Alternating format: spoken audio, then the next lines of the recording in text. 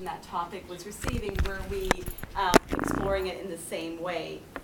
And did we understand it in the same way? Were we using similar concepts, etc.? And that workshop resulted in a book that's forthcoming with Routledge Press, which is edited by Joanne Blair, myself, and our colleague Donna Sharkey, who's also here today. The book's called Sexual Violence in Conflict and Post-Conflict Societies. So the phase 2 of that project was a workshop that we held just this past February in Burundi. Once again, our aim was to bring together academics from different disciplines and civil society organizations, but this time academics, researchers, and CSOs based on the African continent. And to explore the theme of economy, of what we called economies of sexual violence. And like the first conference, it was a bilingual event to try to build connections and synergies between CSOs and researchers. And we had we had over 50 participants from countries like DR Congo, Zimbabwe, South Africa, Uganda, Rwanda, Sudan, and a few others. And we had some wonderful participation from graduate students to help us pull that together. And so the economies of sexual violence idea, the reason why we chose that theme was to address a couple of kind of new developments and problems we saw unfolding in the area of sexual violence and conflict programming on the continent. The first was an attempt to situate sexual violence within the structural contexts that drive sexual violence, but also are in turn shaped by conditions of conflict. Although I think a lot of feminists have been arguing, and others, for many years that conflict sexual violence is shaped by structural factors, such as pre-conflict social inequalities, there's been a real reluctance by international policymakers to see sexual violence in that way. And the preference at the policy level has really been to see sexual violence as something that starts and finishes with conflict, with that period of high intensity conflict. And this, of course, misses the different ways in which sexual violence unfolds against different vulnerable populations at different times. So, for example, you might see sexual violence during a period of high-intensity conflict unfolding with active participation of the state armed forces, but at different points in time you will see sexual violence more often perpetrated by more informal militias, or in the so-called post-conflict period, you might see more sort of privatized forms of sexual violence where the perpetrators are civilians or demobilized soldiers. So when you see sexual violence in this kind of conflict space-time envelope, you tend to miss the complexities and the structural context of sexual violence. So we wanted to highlight that structural element.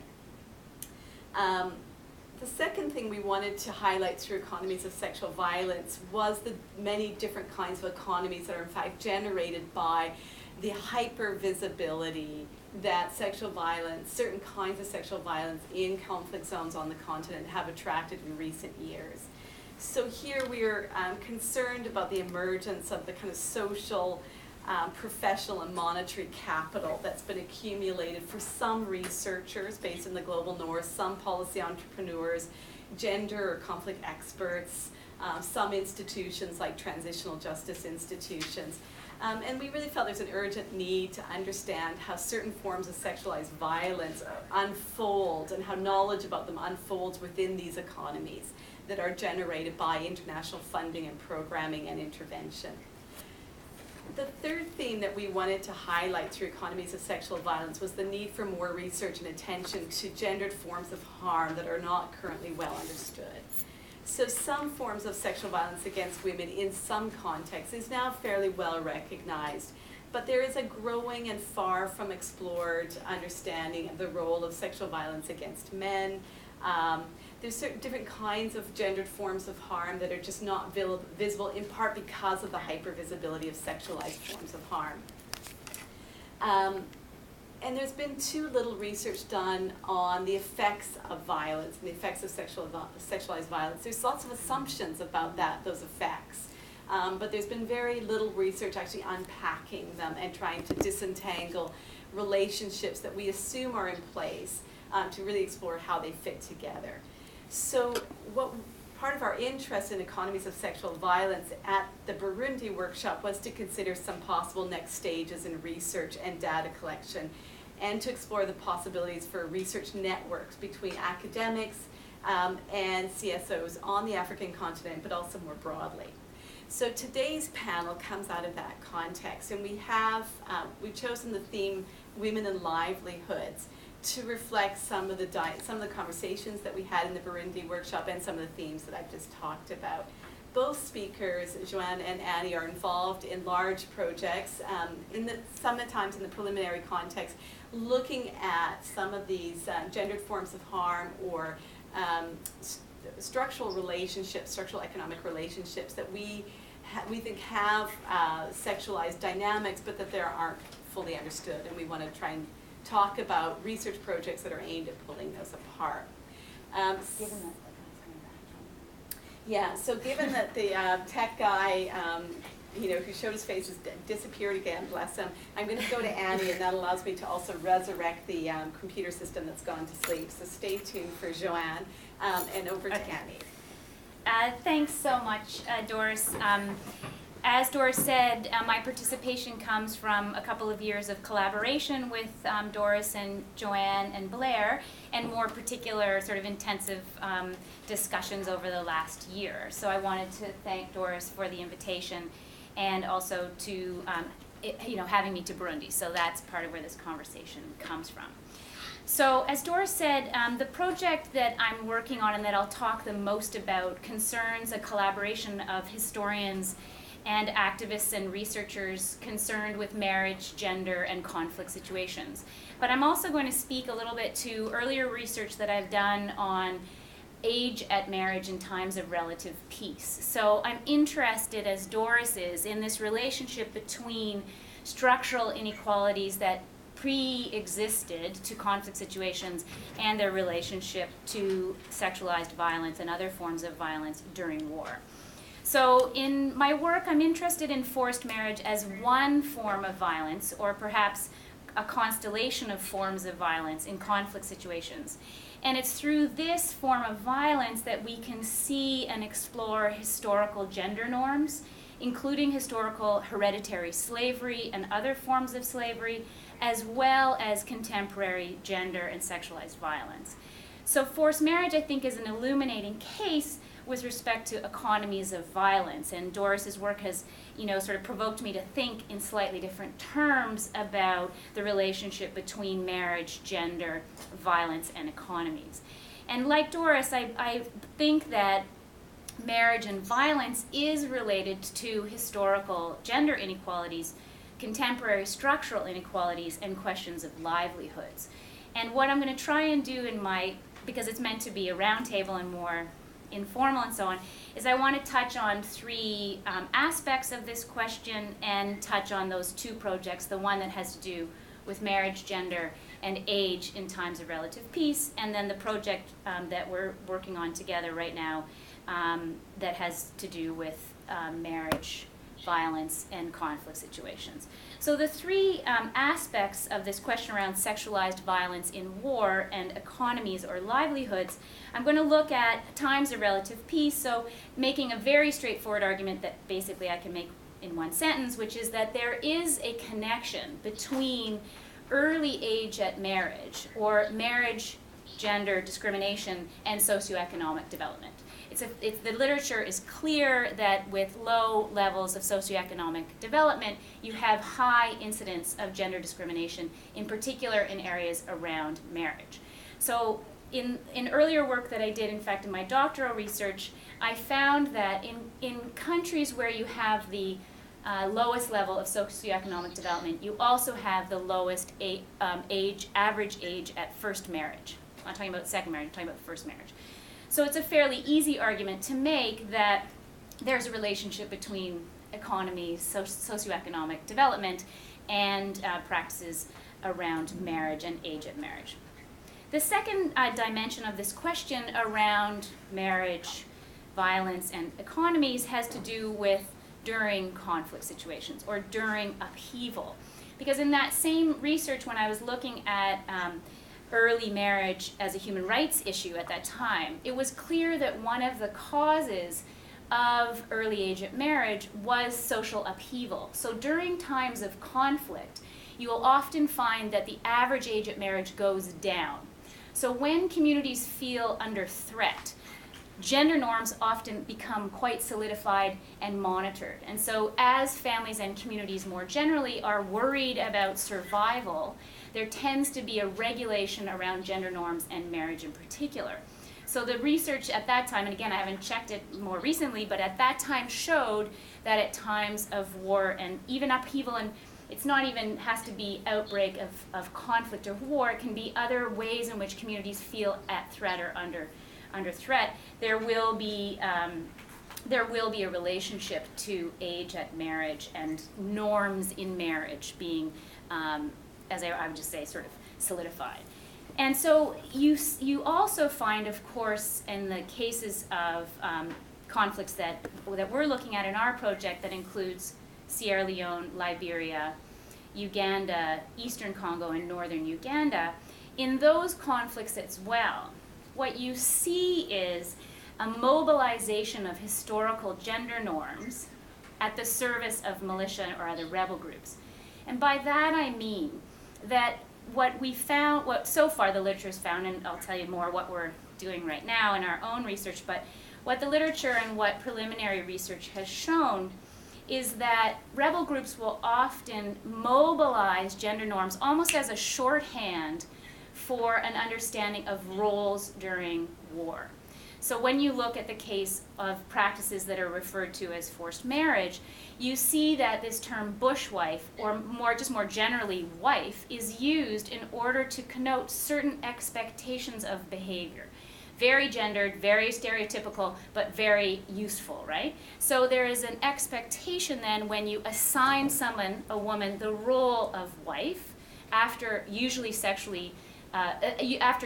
after sexual violation, although that differs from conflict to conflict, it is a shorthanding of roles and expectations. So women are therefore expected to perform, to be sexually accessible, sometimes exclusive, although again that depends on the conflict situation, domestic labor, food collection, preparation, and serving, sometimes having children, most often having children in the conflict on the 5 countries I mentioned. But it also isn't quite that simple. And so like Doris, I agree that one can't assume that the assigning of this term and role and status of wife actually means the same thing in Sierra Leone as it does in northern Uganda. Or we also can't assume that the consequences of that are the same in one country and the other.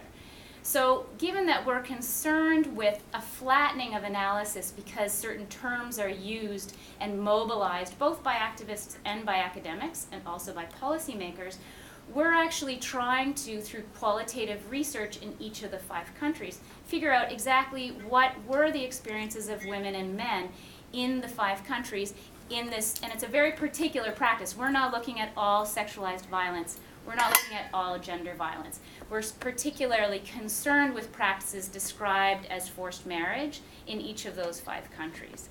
So during conflict situations, we're interested in, through interviews, and we're not doing a lot, we're doing 50 in each of the 5 countries, trying to get at some of the nuance that Doris was saying is missing from oftentimes from policy discussions, but also, I would argue, from academic discussion as well. We are not, we're not immune to this problem of overgeneralization across time and space. So in the conflicts in Sierra Leone, for example, rape was used as an instigating factor. In northern Uganda, it was not. Women were assigned by commanders to particular soldiers, but this is different than a woman being taken by a rebel, right? What consequence does that have? Are there different expectations? In the Ugandan context, again, transgressions were more seriously punished because there was an expectation that another man could not have any sexual access to a woman who was the property of someone else. Is this the same in the Rwandan context? No. Is it the same in Liberia? We're not sure. So what we're doing in this project is there are 3 researchers in each of the 5 countries, and each country team has identified 2 locations, so 2 different places, trying to go to places that are under-researched, because again, there are particular places like Gulu in northern Uganda that there's been tons of research. We know quite a bit. There's quite a rich, actually, qualitative research literature on northern Uganda, but it's not in certain areas and it is in other areas. So we're trying also to go outside of Lira and in other places, the 2 locations that the country team chose, to do the interviews there. But they are asking, this is the social scientist in me, they are asking the same questions. So we worked out the questionnaire together. They have to ask the same questions, or as you know, we won't be able to make that many comparisons across the countries. So during conflict, part of the problem that the literature has identified is that when we talk only about rape as a weapon of war, or if we only focus on the dimensions of sexual violence, we miss a discussion of so many other forms of violence, including economic violence and systemic discriminations. So in the questions that we're asking, the interview participants were asking about the time before, where were you living, what did your parents do, did you go to school, all those kind of normal life story questions, and also questions about consequences and reparations. And that takes me to the 3rd dimension of this question on livelihoods, economies, and violence. And this is the link between reparations and livelihoods. In the 5 post-conflict, well, except for Congo, DR Congo is not post-conflict, but in the post-conflict situations of Sierra Leone and Uganda, for example, the question of reparations is key, but in very different ways. So in Uganda, they're just starting their reparations process. So research can have a very important impact on policy making and hopefully on the reparations scheme that the government puts in place. Sierra Leone has finished its reparations process, but there, part of the research hopefully can help push the government, because there were a number of women and men who were not included, in fact, in the reparations process in Sierra Leone. And so the big issue for the Women's Forum of Sierra Leone, our partner there, is the women who were left out of the reparations process for a number of good reasons. And when we're talking about livelihoods there, the Women's Advocacy Network in Uganda, or the Women's Forum in Sierra Leone, Savota in Rwanda, the things that they're talking about there are interrupted education. So for a lot of young women, they were actually in school when the war broke out, so they would like to have an opportunity to finish school. So there's education. There's access to skills training, whether working as a taxi driver, being trained in hairdressing, whatever. That's another whole story, however, that I can't get into, but it should be part of Doris's project. On the whole thing is crazy about NGOs training people to make things that we then buy. Like, I don't know, probably have it on. No, I don't. But the sort of export industry, like the number of former combatants and former wives in Uganda making small animals and paper beads and so on. It's an industry.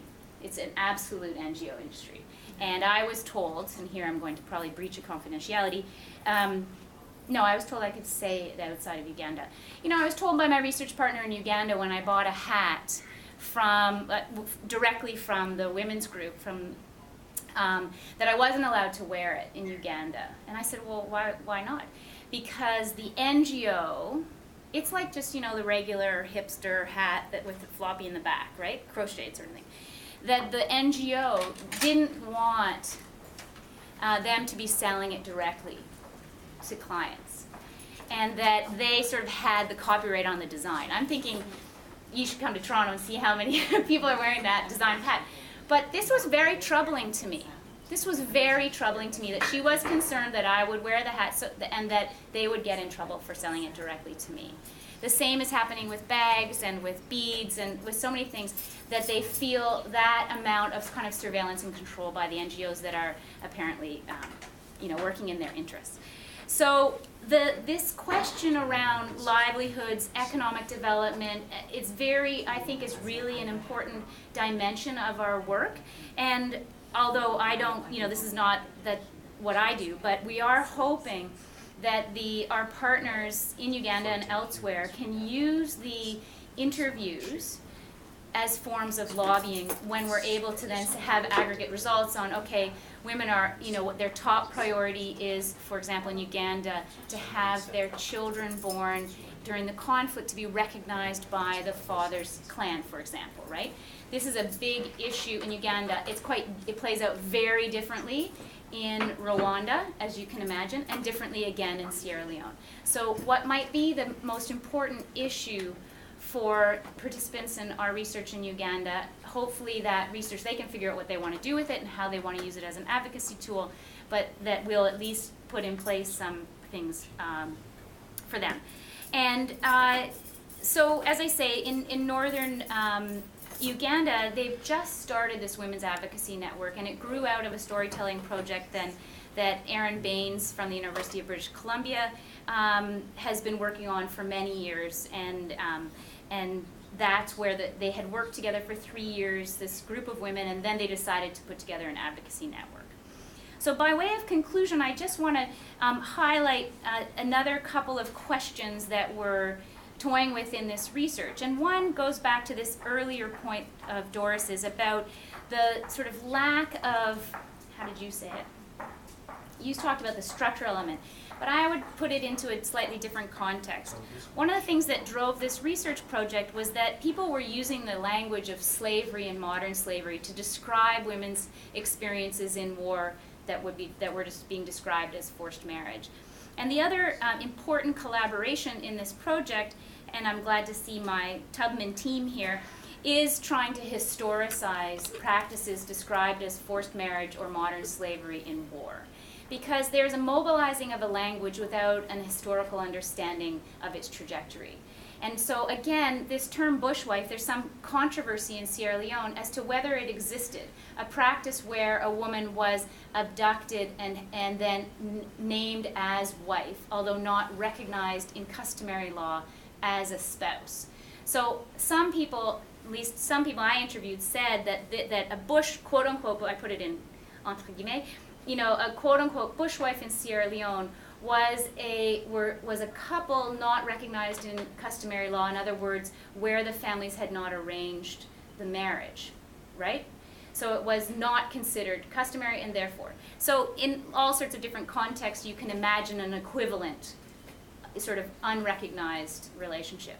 Others in Sierra Leone have said, no, that's complete rubbish, that never existed before. So this is one of the things that we'd like to get, try to actually figure out what is going on in those debates around pre-existing gender norms in marriage. And as I said, the person who told me that bushwife did previously exist was in the office of the prosecutor, a Sierra Leonean in the office of the prosecutor at the Special Court for Sierra Leone. And the person who said it didn't exist was an American anthropologist. So I'll just leave it there and we'll carry on with our research.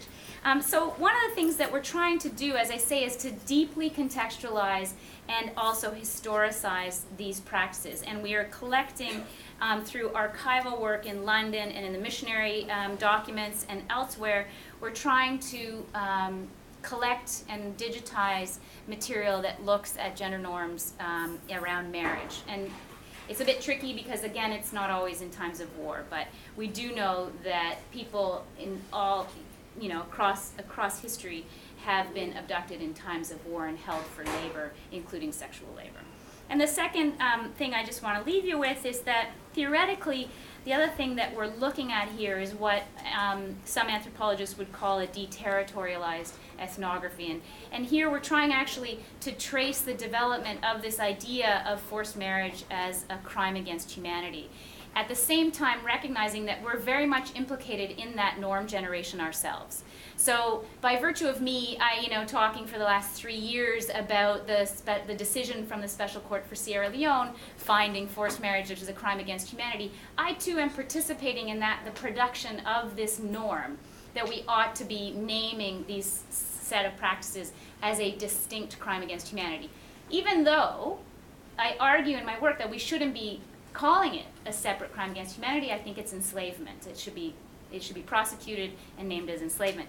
But we're trying, and it requires a certain level of reflexivity that's, I think, probably impossible, but where we're trying to monitor and also map the norm development, and it goes back to Doris's point about the all of the actors involved in the production of ideas and economies. Thank you. So we're gonna just try.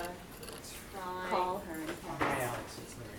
I need to speak to Wait, first, Corey or somebody. we have to deactivate Oh, I the thought we were ready to McAfee security. Okay, well just Okay. 1 second, I'm dealing with something else right now. Maybe you can help me with that. I'm in 234 and I'm trying to set up Skype and I just plugged in I plugged in an HD camera, one of the Microsoft ones. And, okay, all right. Watch it on the top. Okay, but, we've got it almost set up, but we have a Hey slight Corey, glitch. I'm over in Just hold on. 234 Tori, and I just plugged in. We're just for audio recording. Yes. Is it okay if I get you this Yeah. one? Okay, perfect. Thank you. Here. So the following power program to make the changes to so it was trying to load the drivers for this. I know, I live in Stittsville. I've actually lived a couple times downtown at 8:15. I haven't to leave Stittsville at 6:45. Yeah, we can drive. Yeah. But I'm going to just, it'll only be a couple minutes, but if there are any questions or comments for Annie while we're waiting, maybe we can do that. Yes? I've heard sort of a lot of, I was going to say, yeah. but it's still really It's saying interesting. the Microsoft. One thing I looked at, I wanted to look to sort of consider, because one of your initial points on the site is societies under threat, turning toward an emphasis of gender roles, Yep. often gender inequalities. Turning from Africa, although we're in Africa as a concept, I'm interested if you have any thoughts on the discourse that's increasingly coming out of the United States concerning the regulation of sexuality there, because it often seems like there's kind of a privileging that takes place Yeah. within Western societies, and yet it almost seems like there's a similar situation to what you're describing. Yeah, in my doctoral research looking at age at marriage, I did a comparison with pregnancy, so early pregnancy. And you do see a sort of, you see two things there, and I hope this answers your question, Katrina. You see that you're absolutely right, that there's often in other contexts, you'll see some sort of solidifying of sort of stereotypical gender norms. But you'll also see the reaction being this, moral panic overstates it slightly, but nothing else is coming to mind that's less than moral panic. But you see this kind of moral panic around youth sexuality, right? So in the North American context, we historically had concerns about early pregnancies, right, and pregnancy out of wedlock. And then, but in the Nigerian context, in the North, for example, it's flipped, right? So you want to actually marry your girls early so they won't have sex outside of marriage. So it wasn't, it's related. But I can't say in the North American context I can't speak to like it being around violence. I can't make that. I don't know enough about it to make that comparison.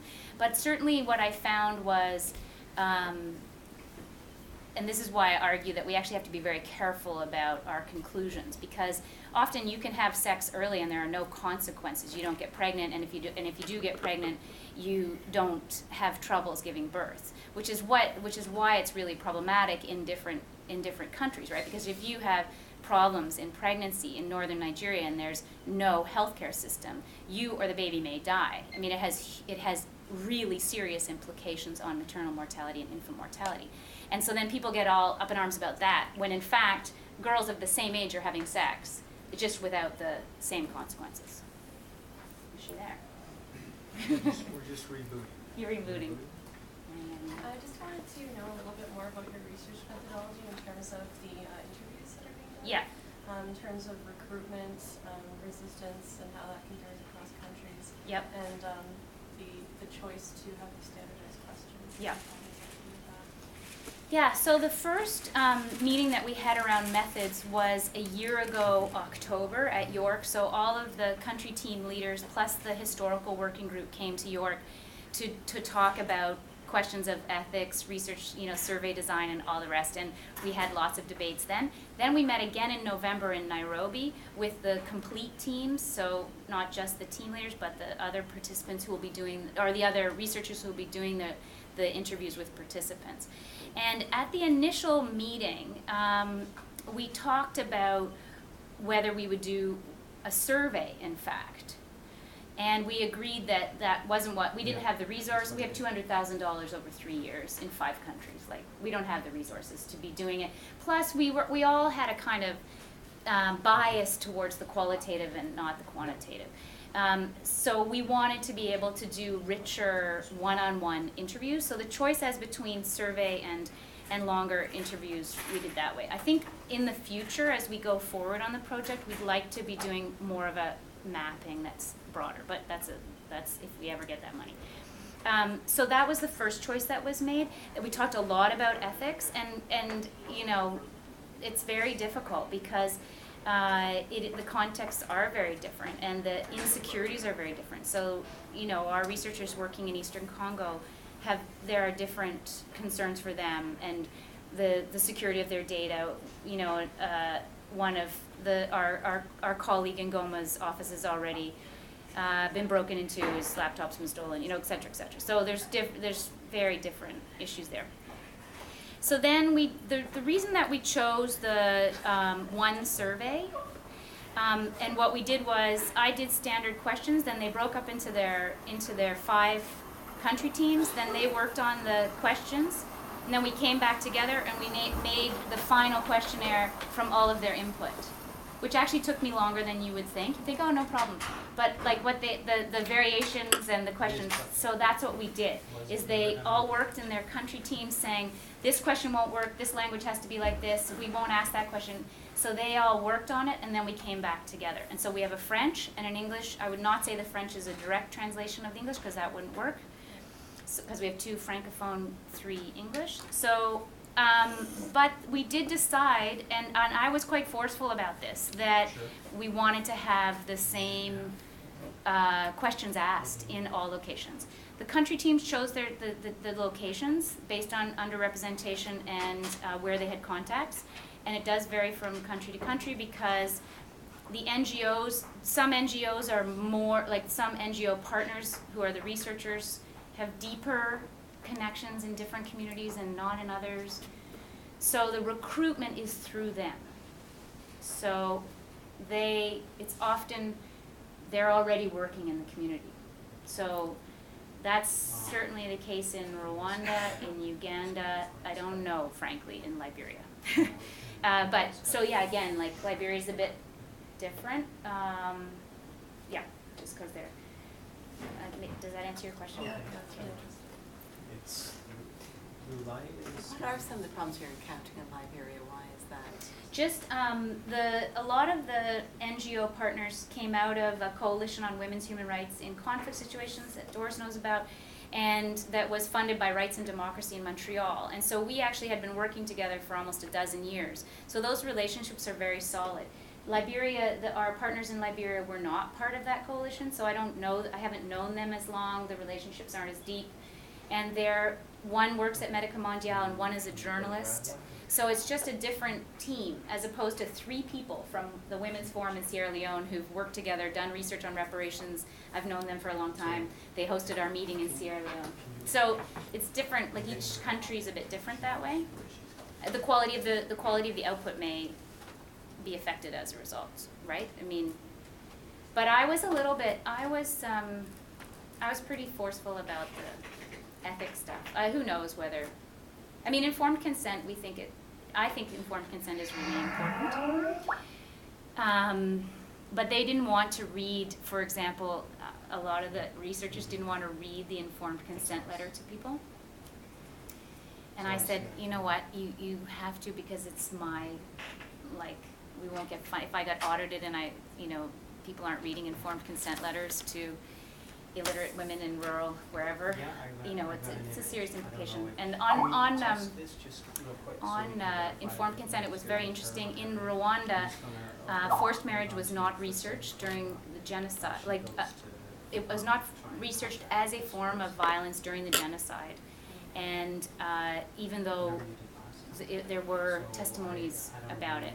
This is us. And What we need to do is go to. and I think we should have done the old school, just let her talk. And then, so but our partner there, Godlieb Mukasarasi, had done videos with women talking about their experience of forced marriage before, during, and after the genocide. And Godlieb, Joanne, are you there? we showed it, Joanne, can you hear we us? viewed it with women and asked them, and I asked them, is it okay that this goes public, but we could put it on a website and it, you know, anyone could see it? Oh yeah, this is important, the story's important, da da da da. Joanne, are you And there? then 2 hours later in another conversation, when we're talking about the new research, and we're talking about, are you sure you're okay with this? The same woman who said, oh yes, this is an important story, show the video, said, are my Does she neighbors have a gonna know? camera on her? She can hear us. How are you gonna make sure my So neighbors she don't can know? hear us through So her this. concern And she was can see not, us, Yeah. Through this one. Well, I'm getting her on both. Like magic. Right. Okay. So we're good then? We're good. Are you, Okay. Joanne, can you speak? so I and think it's so we complicated can hear informed you? consent. Oh, I don't hear her. Joanne, can you say something? Joanne? That's right, we can't hear you. Oh. You can hear us. There shouldn't be any issue with hearing her, right, unless her audio is, because we just heard Is the something come out. volume up? Or even at the computer uses the Well, volume? yeah, I heard volume come out of here a minute ago, and I'm hearing you. Yeah, it's not on mute or anything, We Blair. launched into Skype. But what I if heard we volume. unplug this, will we hear her then? We can unplug that. Joanne, do you want to try speaking? There is a microphone that's connected to the. Joanne, can you hear us?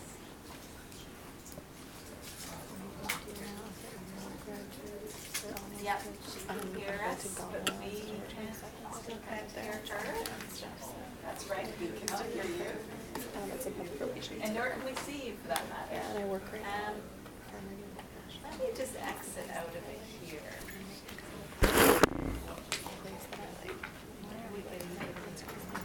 You want one, Paul?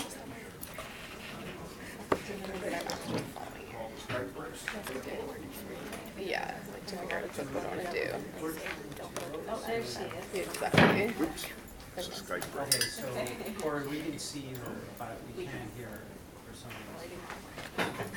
Yeah. Will you hear you? Did she test her microphone? Yeah, Yeah, we earlier. have spoken. Yeah. I'm trying to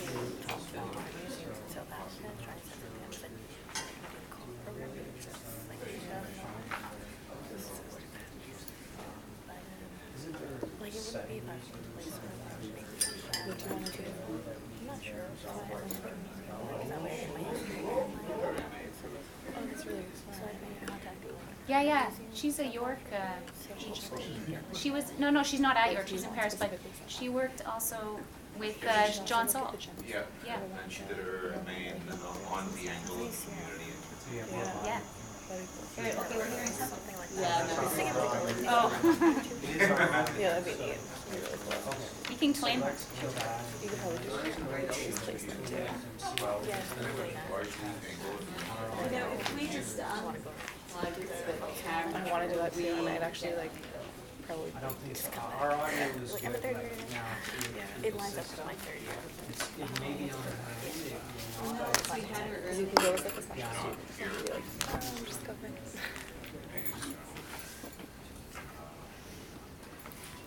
So I understand there's a lot of graduate students in the room. Maybe if you guys could introduce yourself, say what you're doing and where you're all coming from York. Not all. I'm Maria. I can see I attend York University, getting my so I see audio, certification in Paul. microphone, And I work on volume, and it's burial working, records it's and good. burial practices in 18th, 19th century Bengala. Anything. We're moving on to more right now. Okay, I'm not sure. history. Hi, I'm Vanessa. I'm also a PhD student in history, and I'm looking at female traders in London. Can you talk on your end, please, just so we can see if we get anything? I'm Kara. I'm a So she's PhD talking. student at Vanderbilt University, and I work on England slave trade in 17th century to Spanish America and soldiers. I'm Miles. I'm a PhD student from York, and I'm working on late 19th century Sierra Leone, looking at slavery and slave resistance. I'm Tracy. I'm also a PhD program at York, and I look at crime and prison in 19th century Rwanda. No, no, these are historians.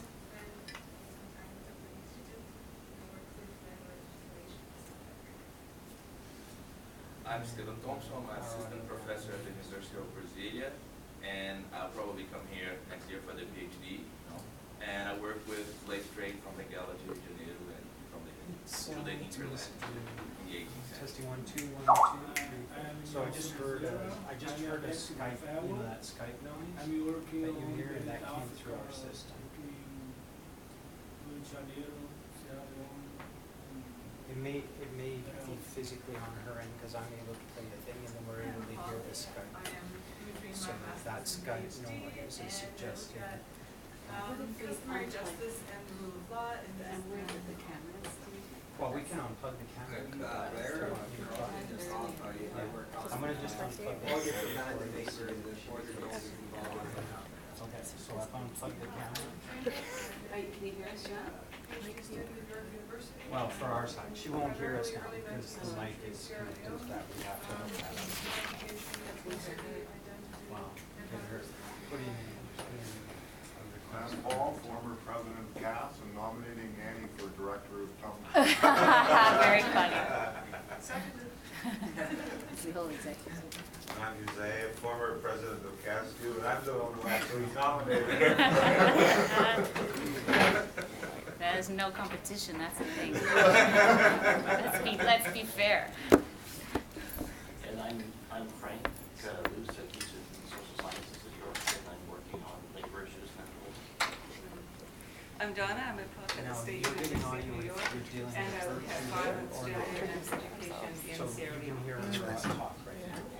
I had a question for the people who are doing the historical work, Yeah, both so let's Angola and elsewhere. And Miles, I already know your answer to this question, but when, yeah, I got your email. I think I am going to study Angola And too. see if she gets audio I from don't her. want to be different. You don't want to be different, but we all want to come to Brazil. So, And she's talking about- one of the questions that comes up around this practice of abduction and keeping people for a long period of, women in particular, not this is gendered, domestic and sexual labor, is whether someone said, well, that's concubinage. Like, of course it's concubinage. And I'm like, So yeah, we can hear so, her You're on my but also, laptop now. okay, can you hear her? Okay, good. Yes. Anyway, It's lovely to thinking hear you. about what makes sense to you, what resonates in your, Are you walking? Historical- She's plugged into our okay, I network. think she's here now. She is. So we're just finding a way that we can amplify you, but maybe it'll be in. So I'm at a loss, I guess. The Why one. don't you guys all move forward and we'll just try and do it I can- low tech. I can. And Do Annie you have will. a USB connection to it? Is there a Yeah. USB connection? Yeah, oh yeah. Because one of the things we could try is hooking up this To that? to there, turn it around, so that way Okay.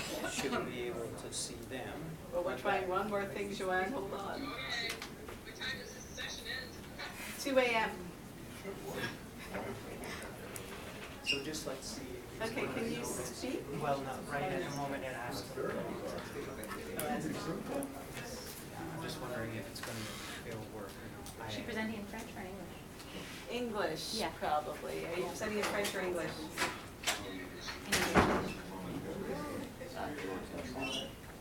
So I don't know where your computer is. We missed you guys and your work. I'm an undergrad. You're an I undergrad? just finished my first year. Oh, okay. I just finished my undergrad degree. I did almost go to York, so. Really?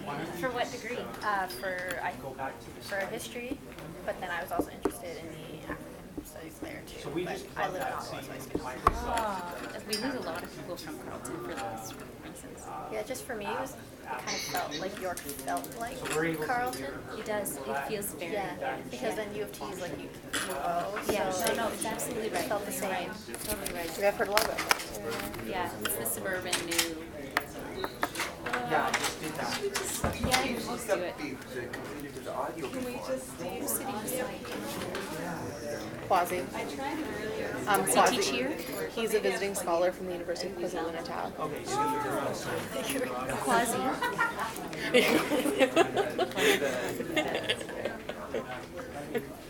I know, I didn't realize how close his name was to actually Yeah, the until you said university.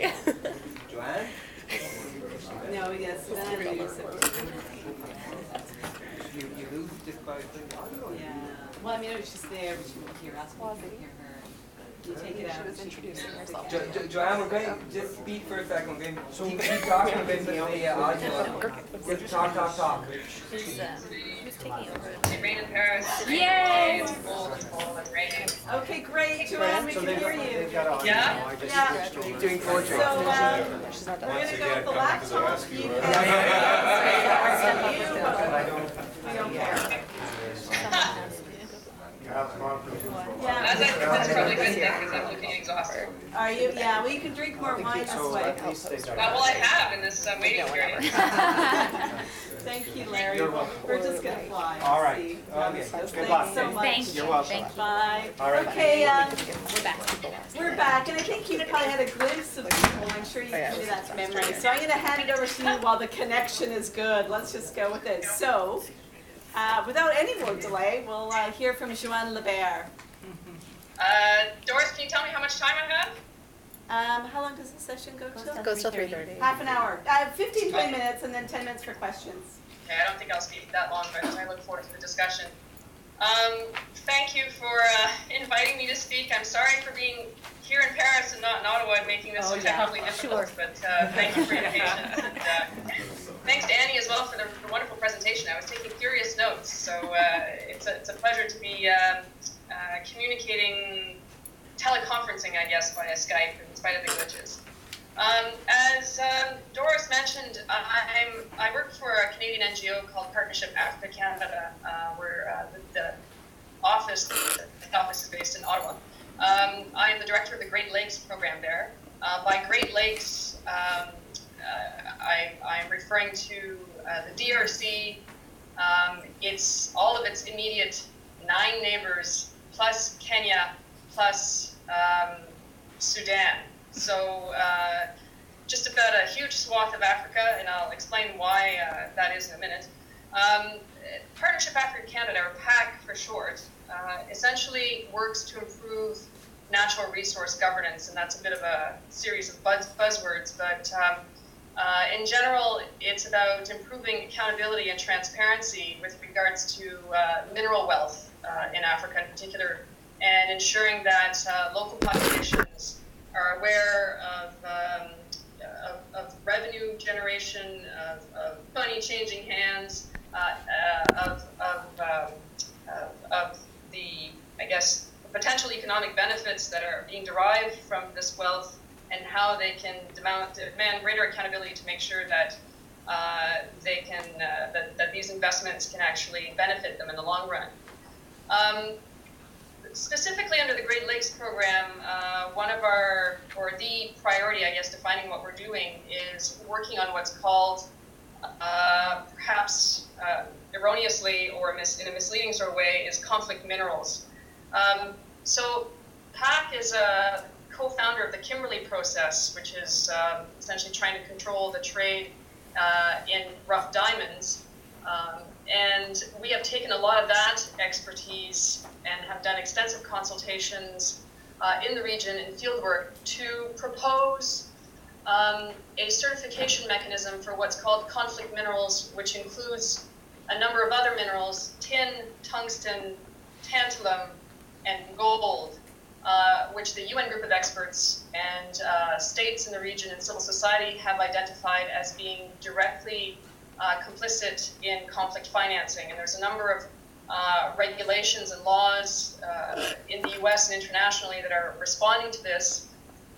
And so we are involved in trying to essentially assist states in the region and civil society to establish a certification mechanism to demonstrate that these minerals are conflict-free, so that they are not financing armed groups or human rights violators, essentially. The way we are doing this is working directly with an intergovernmental body called the International Conference on the Great Lakes region. So this is where the definition of Great Lakes comes for us. The states themselves, or this intergovernmental body defines itself, again, as I said, the DRC, its immediate neighbors, plus Kenya, plus Sudan. So those are the countries that we work with, primarily focused on DRC and Rwanda at the moment. We support a civil society coalition, a regional coalition made up of Eastern DRC, Uganda, Rwanda, and Burundi, to monitor initiatives in this region, to demand for accountability, to see to the full implementation of the certification mechanism, and to ensure transparency all along the chain of custody. We are also working in Eastern Congo, in Oriental province, to legalize and formalize artisanal miners, track artisanal gold, and create essentially legal channels for artisanal gold, essentially to exit the country legally and enter into the international market legally, and make sure that artisanal miners at the local level benefit directly. So that's kind of the crux of what we do at the moment under the Great Lakes program. But seeing as I have a previous professional and academic life working on gender issues, including in my associations and partnerships with Carleton University, what has been lacking in my experience, and I've been at PAC for 2 years now, what's been lacking in this file, not necessarily at PAC, but in the emerging systems, laws, regulatory regimes internationally, and how these are transpiring in the region, is consideration of where women and girls are in the mineral sector, and to ensure that their views, their experiences are fully incorporated, and make sure that that their vulnerabilities are minimized. So through our work, I guess a number of gaps have emerged. One is in the, which I've already alluded to, one is in the development of the regional certification mechanism, the development of a related initiative at the OECD, again, legal regimes, regulatory regimes that are developing. I'm not going to bore you with the details of those, but there's very little mention or meaningful reference to women, peace, and security.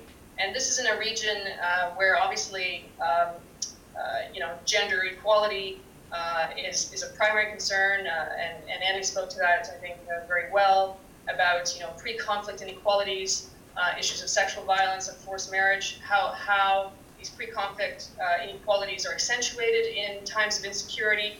I mean, this is what we're seeing. Yet we're working on an issue that is directly linked, and dynamics and experiences of women and girls are not being considered in what's ostensibly the solution to address these issues. So the flip side to that is that the moment is actually quite critical to introduce and address these issues. So the regional certification mechanism has a number of bodies, has auditing committees, have tools and manifestations at local, national, regional, and international levels where women's views can be more fully incorporated, where the concerns around everything from land tenure to how these resources are managed, what it means for their everyday livelihoods, all of these things, there's an opportunity right now to make sure that they fully participate, meaningfully participate, and that those things are put on the table. So PAC is very concerned that a lot of these initiatives are going forward without these considerations being given their due. One of the other observations we've made, and one of the things we're trying to address, is what's essentially a siloing of issues. So we have those that work on natural resource governance and conflict minerals in specifically, which usually includes auditors, engineers, some very, geologists, those kinds of experts. And then you have those women working on women, peace and security, and gender equality, and never the two shall meet. So we are very much trying to bridge these two silos, which they're separate conversations, and yet the issues, in our view, are interdependent. There's extensive academic literature on sexual violence specifically, and conflict in the Great Lakes region, including in mining communities, but the gender dimensions, or kind of a feminist analytical lens, looking at socioeconomic, political impacts of the extractive industries in conflict contexts in Africa is generally overlooked. I think one of the few exceptions is Dr. Meredith Tershin, who PAC has consulted with and continues to consult with regularly.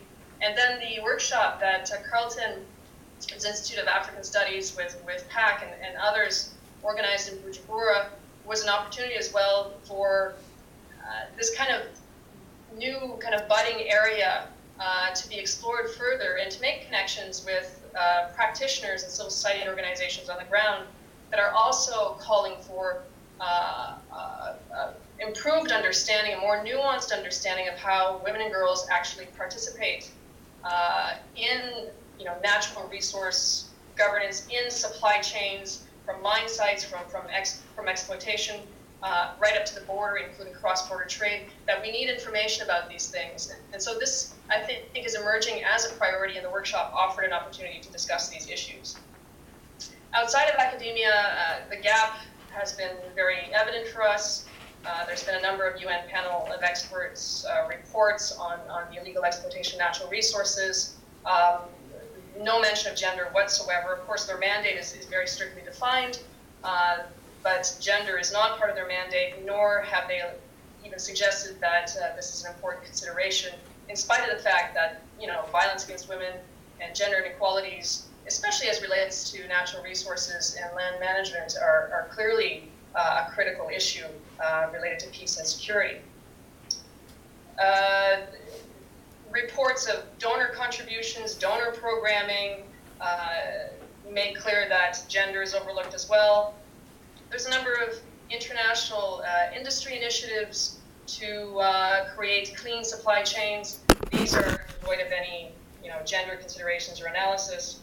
I think the bulk of the work that has been done has been focused on industrial mining, and it's been more with regards to the gendered impacts of industrial mining and the role of essentially non-conflict contexts. And so it's not entirely applicable to the region we're looking at, because it's largely artisanal mining, which means that it's communities, men, women, children going out and digging,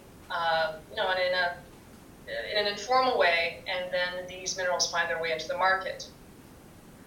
So, there's this poverty of analysis of women and girls in the informal sector in particular. That's one critical gap deserving immediate attention. And this is an area of work, a research priority for us that we're looking to address. So in particular, PAC would like to ensure that the ICGLR's regional certification mechanism integrates and fully supports the integration of this kind of more nuanced, better understanding of how women and girls participate in chains of custody and supply chains, and how the relationship essentially with the mineral wealth in their communities. And we ought to make sure that there is also a fuller integration or we see this as an opportunity for a fuller integration of UN Security Council resolutions that are directly related to women, peace, and security in high conflict or high risk and conflict, post-conflict situations, both to minimize women and girls' vulnerabilities, but also to increase their, again, meaningful participation in governance structures that are being established, so to make sure that their voices are more fully and meaningfully represented. So in our view, there's a need for improved local level research. Women and girls' vulnerabilities, the risks that are posed to them, the opportunities as well in the informal mineral sector, because it's not just about women's vulnerabilities, it's also about how they actively participate in the sector. Some of them profit greatly and do quite well. And what we want to assure is that as the so-called, I don't want to say solutions are being explored, but as you know, there are resource governance initiatives that are being introduced, that those that are vulnerable aren't rendered further or rendered more vulnerable, and that those who are benefiting, that they're not, that those benefits aren't reduced or the lost essentially. So, so how do women and girls participate through the chains of custody? What is the nature of women and girls' vulnerabilities in these contexts? When are these vulnerabilities amplified or minimized?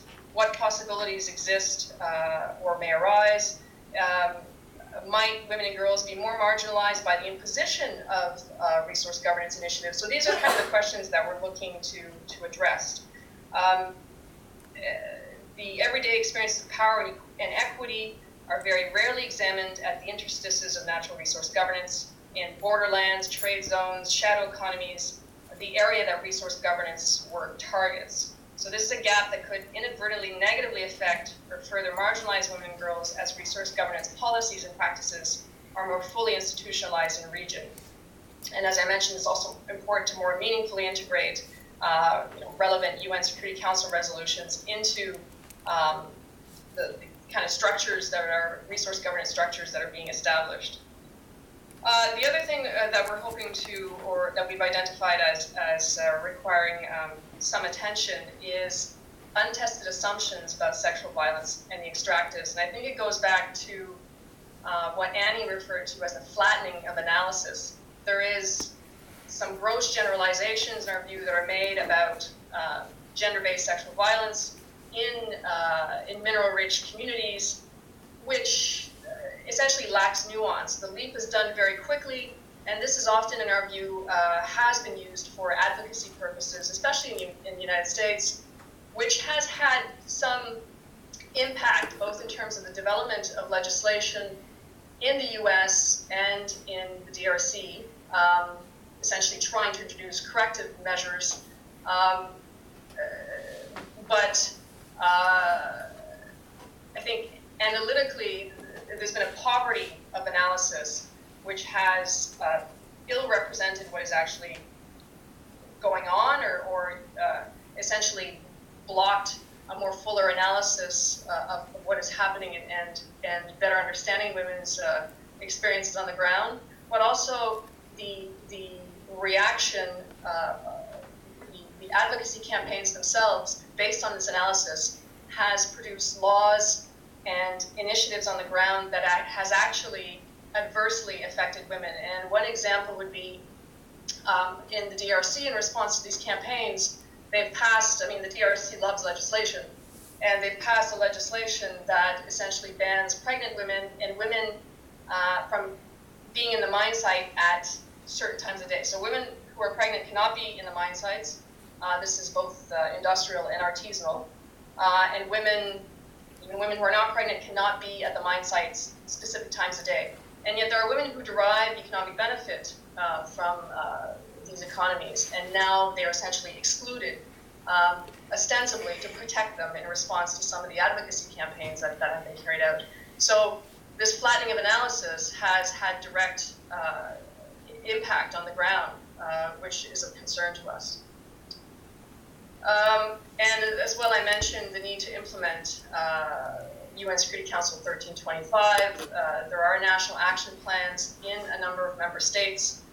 So again, this is an opportunity to look at fuller implementation of guidelines that have been developed internationally and in some of the states, implement them more fully in the resource governance initiatives to make sure that the siloing is kind of discontinued, and to make sure there's a fuller integration of these issues and a more comprehensive approach based on more meaningful analysis. So we're doing this by essentially ramping up previous gender-related work that we've done, starting with local level field research and desk research. We're working with a number of actors, building on our I guess, history of the workshop, working with both academics and practitioners to develop a research methodology, looking at South Kivu in particular and Oriental Province, where we have existing programming related to artisanally mined gold. So we're looking at an NGO based in Bukavu called the Réseau d'Innovation Organisationnelle, as well as two academic institutions, University of Kisangani, which is in Oriental, and Catholic University in Bukavu. So with these actors and with some modest funding, excuse me, from Irish Aid, our next step will be to work with these actors to develop a research methodology that essentially, again, goes out to collect information on how women and girls are participating in the sector, how they are participating in the supply chains as related to gold, right from extraction to the point of export and cross-border. And based on their experiences, to make sure that those are brought into policies and programs as they're developing currently.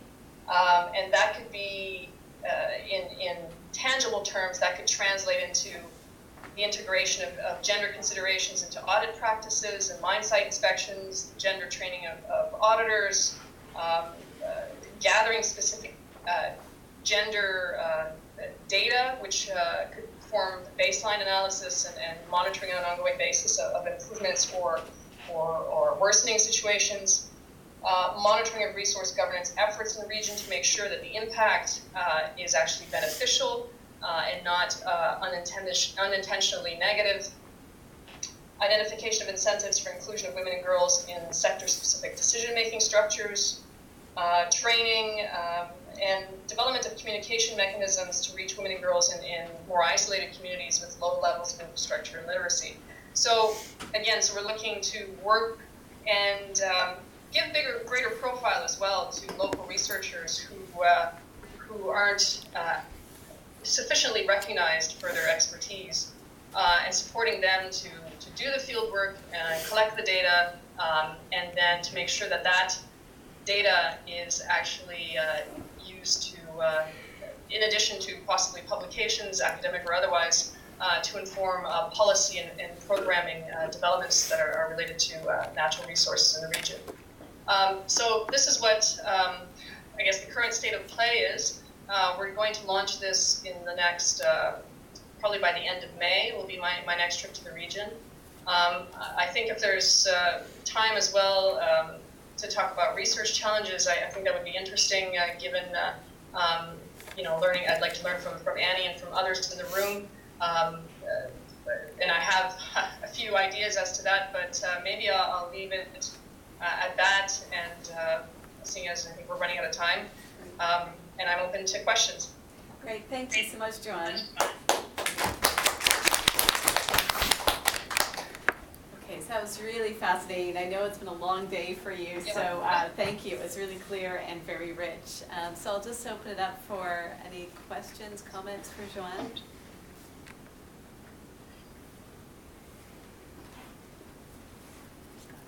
Go ahead.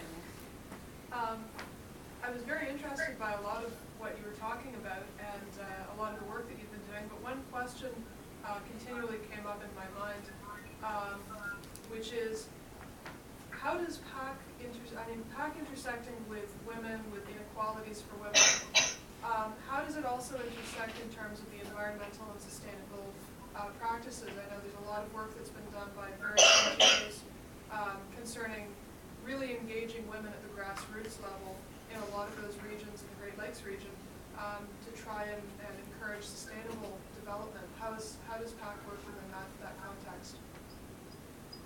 Did you hear that, Joanne? Vaguely. If you could repeat it for me, it'd be useful. No, I think if you repeat it, yeah, into the mic. So the question was about how does PAC, in addition to the work that you've addressed or the dynamics that are animating some of the concerns you highlighted, are you also working on issues around sustainable informs environmentally and socially sustainable development implications of your monitoring and tracing work. Yeah, that's. Interestingly, excuse me. Have another glass of wine, Joanne. I just might.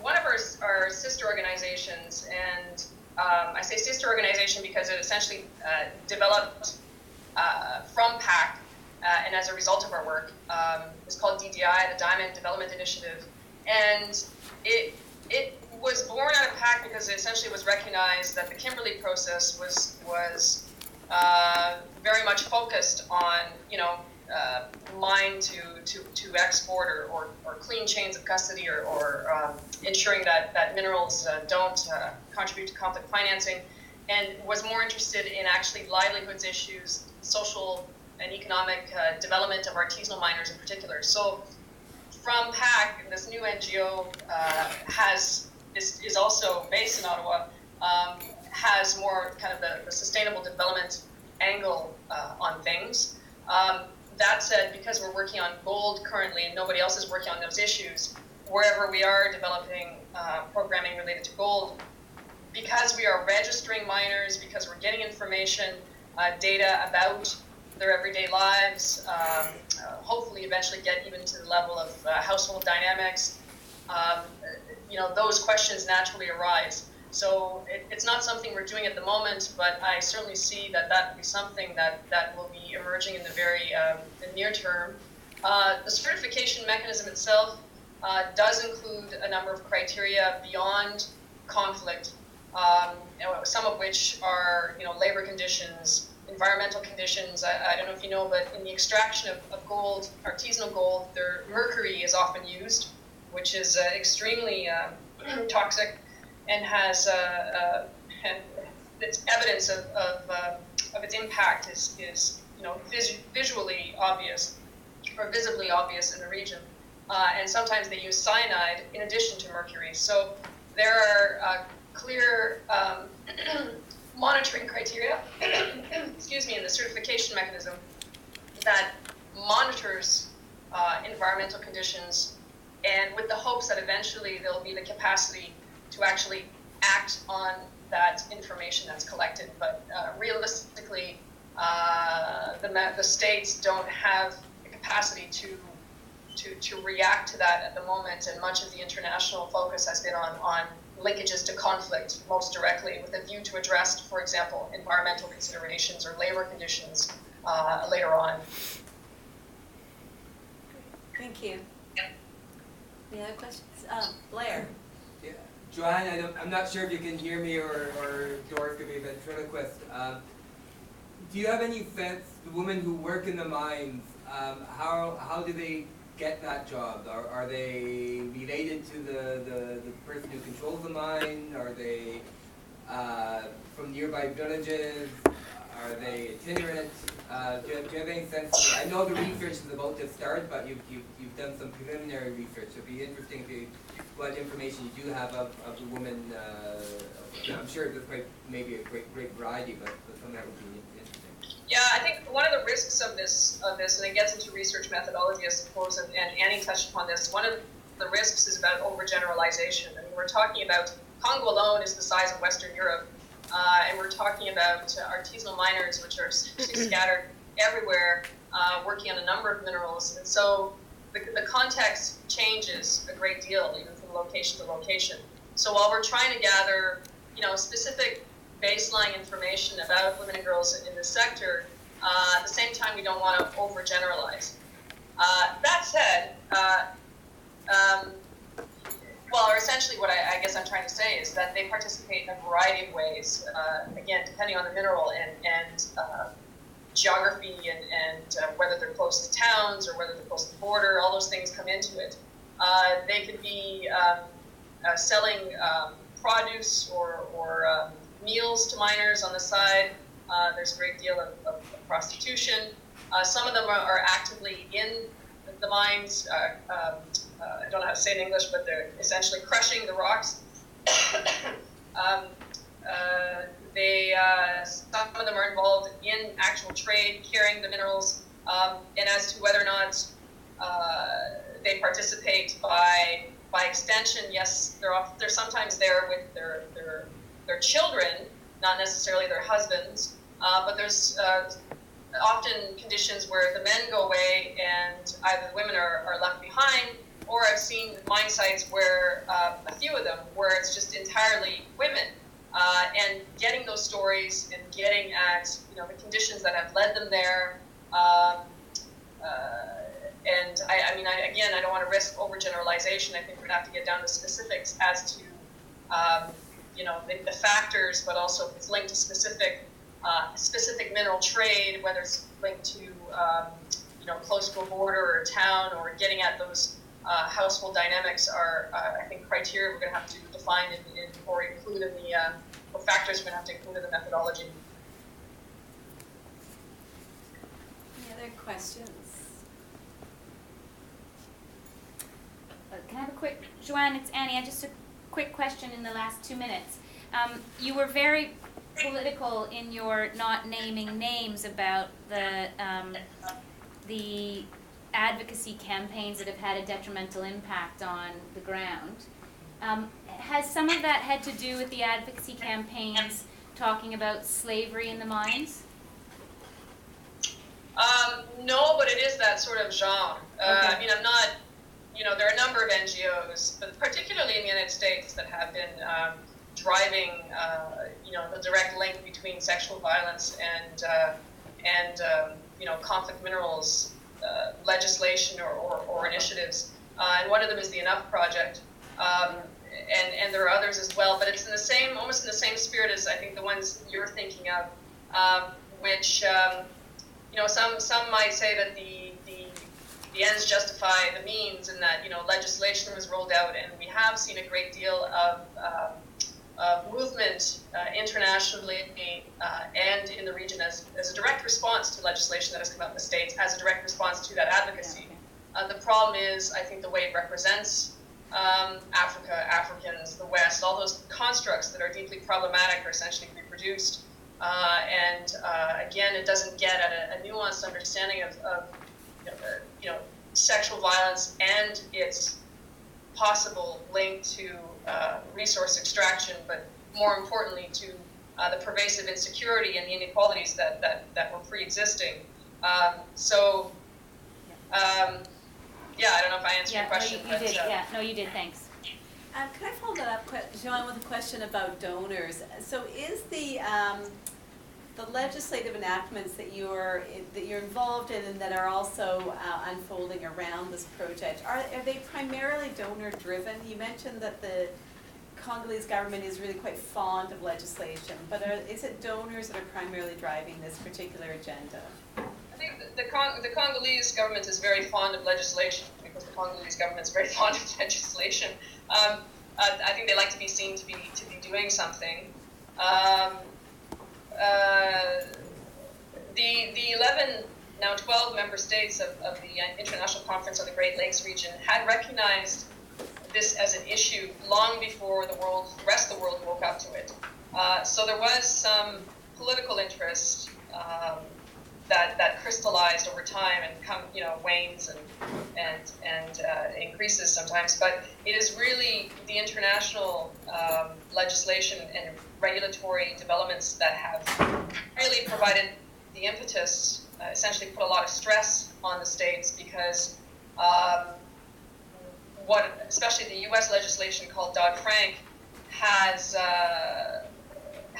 made the market and buyers very nervous about reputational risk and not wanting to buy something that's not certified conflict-free. And so immediately after the passing of that U.S. legislation, essentially the mining economy in Eastern DRC collapsed as a result, as a direct result. But on the flip side, it did kick the DRC government and its neighbors to really move to try to clean up the sector, at least superficially. But there are a number of other actors involved who are trying to support longer, more meaningful change. So I think the interest really started in the region as as an issue of concern to peace building, but then was really kicked into high gear when there was serious economic pressure linked directly with this US legislation called Dodd-Frank. And the EU is considering similar legislation at the moment. They're consulting on it. And there's a private members bill in Canada that has also been tabled that's not unlike the Dodd-Frank legislation, but an improvement on what's happened there. Great, thank you, Joanne. We probably should wrap it up because I think the next session's starting, or people need coffee, or one of the two.